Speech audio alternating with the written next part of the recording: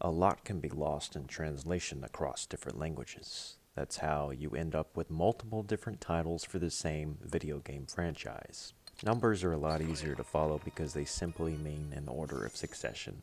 Of course, they can also be symbolic, like how Yakuza 5 decided to go to 5 different cities with 5 playable characters to celebrate the 5th main entry.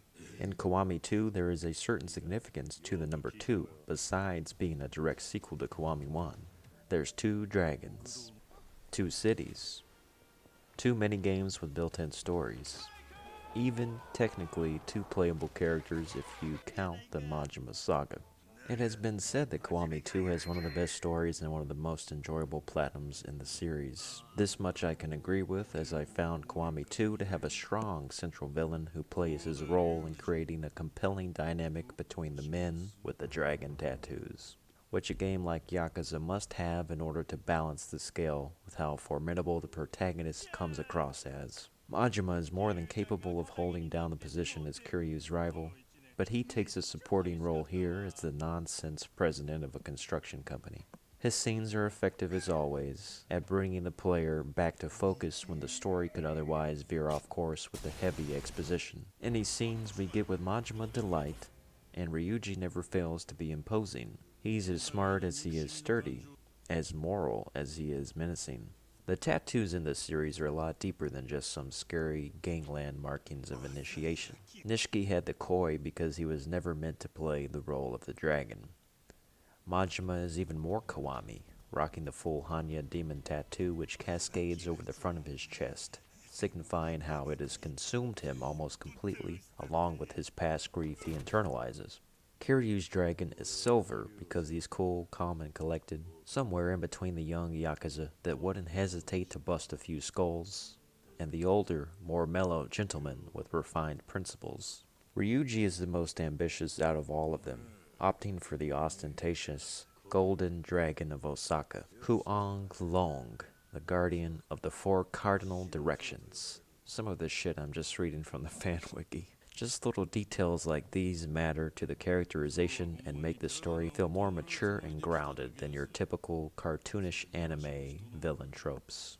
I would say almost all of the villains so far in the Yakuza games are interesting, believable, and worthwhile adversaries, and Ryuji the problem child Goda probably ranks near the top of the list. Unfortunately, what I think ranks near the bottom of the list here is the combat, which is more like one half the quality of the previous games instead of double. Kiwami 2 was the second game on the latest Dragon engine, put into use sometime after Yakuza 6, and while I think this is a very good engine, given what's been made possible with the polish of Judgment and Yakuza 7, it was still in early development back in 2016, and apparently is considered old already. I've seen a lot of other players echo my frustration with the gameplay here, as it is clearly a regression from the style switching of Zero and Kiwami 1. I do like the new ragdoll effects that fling shit in all directions, but I do not appreciate the Blockfest, which has a habit of interrupting your combos and making the whole experience feel stiff, at least in my experience in the 80 hours I put in.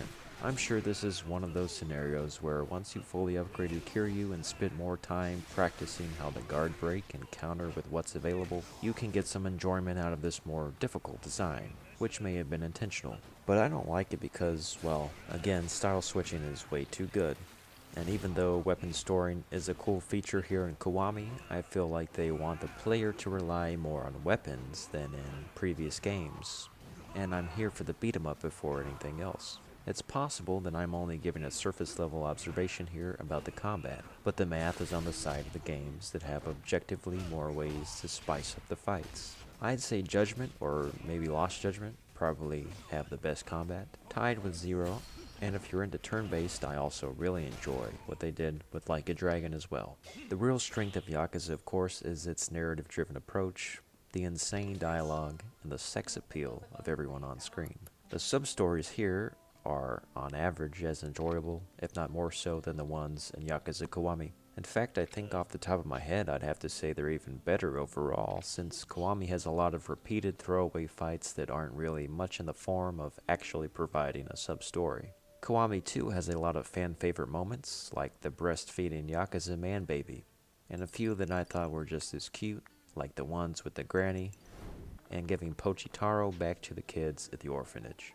I found the hardest part of my platinum not to be Mahjong's tournaments, which I was able to do without even relying on the cheat items at all. But I did have some bad luck with the poker RNG for Haruka's requests, which ate up a lot of my time. Overall, Haruka isn't as bad in this game, but I still wish they'd come up with something different in place of escorting her around town. And they did, kind of, with the bouncer missions, which are bad enough that I'm asking for the return of climax missions any time over this grind fest. The final fight with all four Ramones and a horde of Kamurocho's worst offenders is definitely a fearsome battle, which may or may not be enjoyable if you've mastered Kiwami 2's movesets. But as for me, I just decided to use that infinite pistol to make life easier, because nobody has time to do this shit legit. And that's kind of the crux of Kiwami 2's completion list as a whole. RGG was far more forgiving with letting you do the bare minimum of everything on offer and still get away with 100%. These games would be a lot more fun if you didn't have to beat Mahjong 50 times for the platinum and rely on RNG for the poker and so on and so forth. And as much as I fancy the cabaret from Yakuza 0 and appreciate the return of the hosts with the most, I kind of just wanted to get this section over with, but it ended up eating up at least a whole day to go through all of the dialogue with the individual hostesses. The story was way weaker than the one from Zero, and the soundtrack wasn't nearly as good.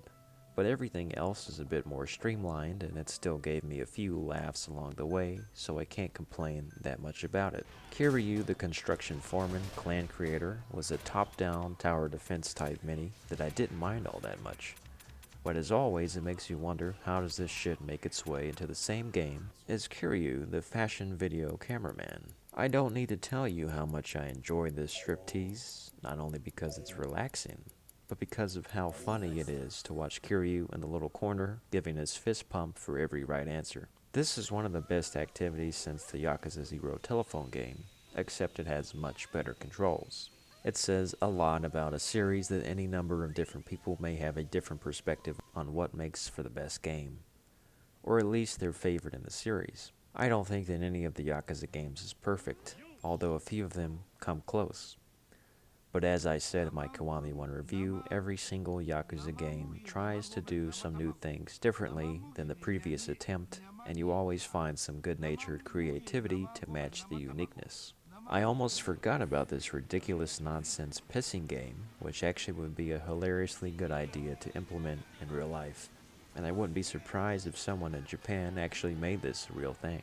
I may have had too high expectations for Kiwami 2 after playing 0, but I can't deny that Kiwami 2 is still a good game, even if it doesn't feel complete. But I suppose that very few video games ever feel complete because every sequel exists to add something new that will, even if ever so slightly, enhance the framework of what was built before it. The Yakuza series is still under Majima construction, but it's well on its way now. Oh, and I forgot to mention how sweet this moment was from the Majima saga between Majima and Makoto. It's moments like this that make the series special. 本当に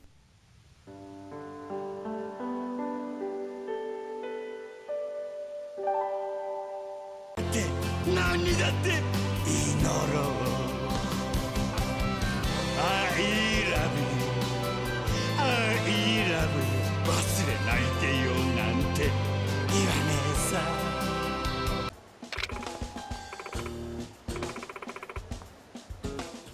いや